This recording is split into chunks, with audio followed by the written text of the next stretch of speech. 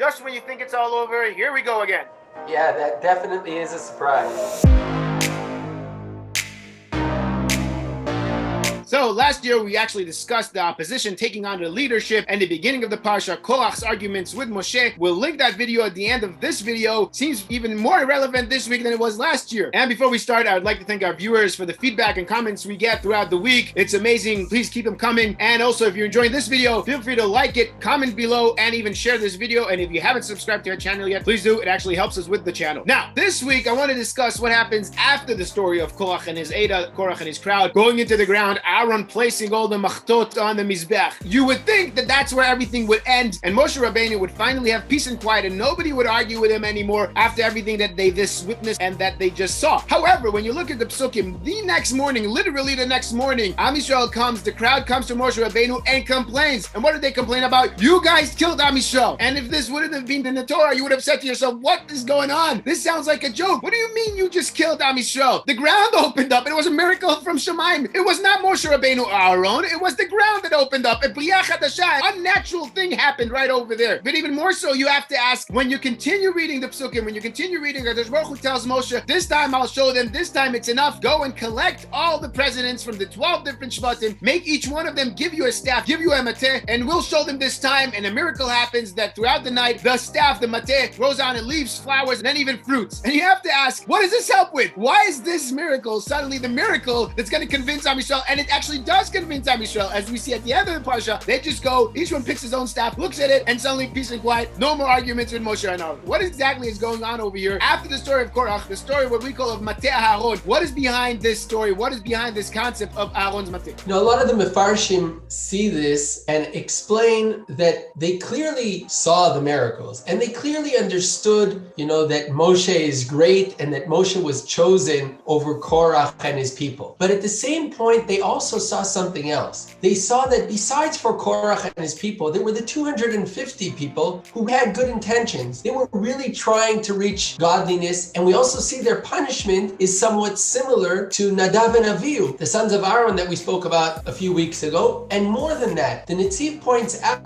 that why do they only say something the next day? Because they see that Moshe Rabbeinu takes the pans that were used by these 250 people and uses them for the Mizbeach, meaning that obviously they weren't totally negative. Obviously there was something pure about their request. So what they see is, okay, we have Moshe and we have Korach. Moshe is greater than Korach, but at the end of the day, what they see is that Moshe's spiritual powers are stronger than other spiritual powers. But still stands the question, Moshe, why don't you leave room for others? There were people here who had pure intention. You are the ones responsible. Yes, God listens to you because you're great and you have strong spiritual powers. But why is this what you're bringing? Why are you killing the nation of God? And maybe even conceptually, basically you're killing off any other spiritual people. You're killing off the concept of the nation of God. So you'll be the people of God, but what about everyone else? What about us? Here we have 250 people who really want to reach godliness and you didn't leave them room. But what we see is that they're still missing the key point. And the key point is that Moshe is not about Moshe and Aaron is not about Aaron. They're missing the essence of the concept of choice, of God choosing someone, of God putting someone and giving him a certain mission. It's not about what Moshe wants or doesn't want. It's about the mission that Hashem put before the Levim, the Kohanim, Moshe Rabbeinu, Am Yisrael in general. And maybe this can explain why this last piece actually answers it all. The Netziv says a very interesting idea. He says that if we look at the way things developed, we see that the Bechorot, the firstborn, were supposed to be the Levim. Only because they messed up in Chet HaEgel, that's when we had to switch the Levim and had the whole process, that whole ceremony of the Levim taking the place of the firstborn. What they see is that the real choice, seemingly, was not the Levim. It was the firstborn. And things got messed up. So Moshe Rabbeinu took, the Levim who didn't sin and put them there. But this all seems like things that are happening ad hoc, right? They're solving having certain problems. This was messed up, that was messed up. Here was a solution, there was a solution. Korach came up, so they had to be killed. They came against him, so they went down. What they're missing is the process. And what the Netziv says, that this process of showing which staff is the chosen staff, which staff blossoms, is about showing that there's something that's intrinsic here. It's not just coincidental. They didn't just replace the Bechorot. It maybe only came about through that story, but the essence of the Levim, and he says, and this is true about the essence of Am Yisrael. The Chazal say about Am Yisrael that was before the world, meaning that the world was intended to bring about such a nation, and that the Torah was before the world, and both those things don't appear the first day when the world was created. Sometimes the purpose of something, or something that's supposed to come about, isn't revealed right away. And this is true with everything in life. You're building a swimming pool. The essence of a swimming pool is the water inside of it, but that's actually the last thing that appears. You build the walls, you build this, you build that, and the water that comes last, is that less important than what came before? No, that's the essence of it all. But it wasn't ready. There was a process until that came out. And I think what the Netziv is actually teaching us is, what is the story with the staff? Blossoming, flowers coming out, fruit coming out. The potential of that growth was in the staff already. This isn't a miracle like the land opening up. This isn't something external happening. This isn't a coincidence. This isn't the Levim suddenly replacing the Bechorot. This is something that's built in. It's in there. It wasn't revealed. You're right. At the beginning, we didn't see the Levim, but there was that potential because Hashem chose that, because it's part of the process of how Hashem wants things to develop. And maybe at the end of times, the Bechorot will come back. But HaKadosh Baruch Hu saw the need for the Kohanim, for the Bechorot, for Moshe Rabbeinu, for Am Yisrael within the world. All of these things that he chooses, even though the way they come about is through some story and through some development, that doesn't necessarily mean that they're not intrinsically chosen, that they're not part of a deep process that HaKadosh Baruch Hu is doing in the world. In the previous stage, everything was immediate. Korach came, so the land opened up and it ate them up and everything was sudden. Here we actually see Moshe tells them, put your staff here and go home. And tomorrow morning we'll see. Again, teaching them that the way God runs the world is not about this happens, so he does that, that happens, so he does that. Sometimes we experience it like that, but that's not what godliness is about. HaKadosh Baruch Hu has a process, has a way, has things, and they develop the way they develop through the different things that happens. But that plan, that deep plan, is coming and revealing and blossoming like that flower and those fruits that were hidden within that staff and slowly come out and develop. And maybe this is why Hashem tells him, it's not only about this argument. Take that staff and put it together with the luchot for generations to come. Because this idea of understanding that godliness, God doesn't change his mind. He doesn't choose a nation and switch the nation. It doesn't work like that. There's a plan, there's a process, and even though things develop like that and like that, it's all part of an eternal path that Hashem is taking us through. Yes, exactly, and it is a wonderful Netziv expressing it, saying that this whole concept behind the Mateh was to reveal what we call the Tahalik HaEloki, the Mahalach HaEloki, to show us that there is a godly process, like you're saying. It's not about an action and a reaction, something happening and a reaction to what was happened. Suddenly life has changed because of what happened, but rather there is an entire process behind the scene that even though we don't see it sometimes, it is happening here, and it connects wonderfully also to what the Rashbam says about the Mateh, because the way the Pasuk phrases it is very interesting. The Pasuk says that Moshe Rabbeinu came in the morning and he saw that the staff suddenly showed a flower, then it showed a blossoming, and then came out a fruit. And this Pasuk is describing the entire process, says the Rashbam, because this process happened in front of the eyes of those Nisim to show them that there is a process behind this. That Moshe didn't just show them the Mateh with the final fruit on it, but rather all of them saw how it was developing in front of their eyes to show them that sometimes we only see an action and a reaction. We only see one thing. We don't see how it came to be. We don't see the entire linkage between the events. But actually there's a line of thought, there's a thread going between all these different events, all these occasions, connecting them all for the ultimate purpose, which is what HaKadosh Baruch Hu decided for the world. And interestingly enough, it's not only about the Mateh, which was wood that was able to blossom suddenly, but when you look at the word Mateh in Hebrew, especially in the Torah, it actually has two meanings. It has a meaning of a staff like we're talking about here, but it also has a meaning for a tribe, for Shevet. We know from the beginning of Sefer Bamidbar, Ish Ish lemateh, Ish Echad lemateh, many different places, the Mateh means a tribe. And you have to ask yourself, what is the relationship between the two? What's the connection? And actually, when you think about it, a Mateh, a staff, is something that is used to help you walk, to assist the person that needs help to walk with their walking. And if the person does not trust trust his staff, does not lean on the staff, then that person won't be able to walk. That person won't be able to move forward. Meaning the person has to trust his staff, has to lean on it. As we say in Hebrew, lismoch, which is lean, but also to trust. And the same thing with the mateh. The whole argument here, the whole idea over here is Am Yisrael complaining, why is there only one mateh? Why is there only one tribe? Why is there only one shevet? Only one person that is representing us in front of God? It should be all of us. But the truth of the matter is that when you have a group of people, you need to have a strong leader to lead them. A group of people with no leader is chaos. As we know from many times in history, when there is a group of people together and there's no one leading them, each person will start driving to their own direction. Each person will start going their own way until everything falls apart. And that's why a group of people needs a leader. A group of people needs one representative to make the decisions for all, by all, in order to make sure that everybody can move forward. And maybe that is the relationship between a mateh and a mateh, between a staff and a tribe. The Torah is trying to tell us that in order for a group of people, a collective of people to move forward and to function as a nation and to be able to build themselves, they will have to function as a group with a leader. Each tribe for itself has their leader, but then those leaders together have a leader from themselves. You need to have that hierarchy. You need to have that framework of leadership in order to move forward. But even more so, you have to trust their leadership. You have to put the trust in that representative, and those representatives have to put that trust in their representatives so that we can all move together as a function, because otherwise we will have chaos. If we don't have that trust, if we're not able to lean on our staff, we won't be able to walk forwards. And again, in Hebrew, that concept of to trust, lismoch, is the same root, is the same shoresh as the word samchut, as authority. The authority a leader has comes from the trust that the people put in the authority. And obviously the authority has to be worthy of the trust of the people. In order to have that samchut, they have to be worthy of the people. Somchim aleihem. To have the authority, you have to be worthy of the trust. You have to gain it. But once they gain it, you have to put your trust in the leadership. You have to stand behind it, and then each representative in their own way. Remember, we're part of a collective. We're part of a group that in order to move forward, we have to function as one. And like you were saying, maybe this is the reason that the mateh was left for generations to come in the Mikdash right next to the Aron, to remind Am Yisrael that in order to move forward, you need to have that achdut. You need to have that ability to move forward together, to trust each other in order to continue growing, building, and being a light into this world.